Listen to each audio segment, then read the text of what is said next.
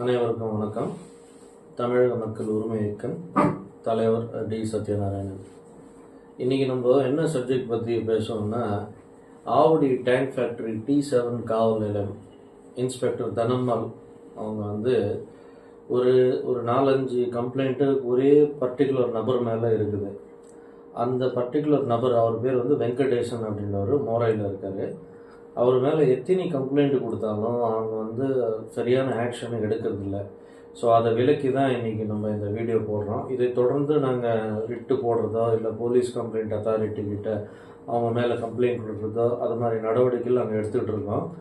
ஆனால் இன்றைய தேதிக்கு அவங்க அந்த அந்த பர்டிகுலர் அக்யூஸ்டு வெங்கடேசன் என்கிற அக்யூஸ்டு மேலே இது வரைக்கும் அவங்க எந்த ஒரு ஆக்ஷனும் எடுக்கலைன்றது இந்த வீடியோவோட சப்ஜெக்டு.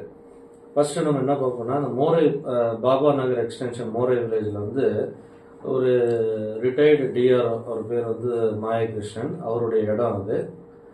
அந்த இடத்துல வெங்கடேஷன்ற தனி நபர் கடந்த நவம்பர் மாதம், அதாவது அவர் இல்லாதப்போ, அங்கே வாட்ச்மேன் இருக்கார் அந்த இடத்துக்கு, இல்லாதப்போ ஒரு புல்டோசர் எடுத்துகிட்டு ஒரு 10 பேர் ரவுடிகளை கூட்டிகிட்டு அந்த காம்பவுண்ட் வால்லாம் இடிச்சிட்டார் வெங்கடேசன்.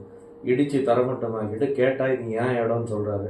இப்போது பொது அறிவு, காமன் சென்ஸ் உள்ள லா அபைடிங் சிட்டிசன், சட்டத்தை மதித்து நடக்கிற ஒரு சராசரி குடிமகன் என்ன பண்ணுவான் அப்படின்னா, இந்த மாதிரி நேரங்களில் இப்போ நம்ம இடத்த ஒருத்தர் ஆக்கிரமிச்சுக்கிட்டான் அப்படின்னாக்கா அவனை ப்ராப்பராக அப்ரோச் பண்ணி அவன் போய் கேட்கணும், இது ஏன் இடம், நீ எப்படி ஆக்கிரமிக்கலாம்னு சொல்லிட்டு ஒரு சிவில் கோர்ட்டை அப்ரோச் பண்ணி எவிக்ட் பண்ணுறது. இதுதான் நம்ம என்ன சொல்கிறோன்னா, procedure established by law, article 21 of Indian constitution சொல்லுது.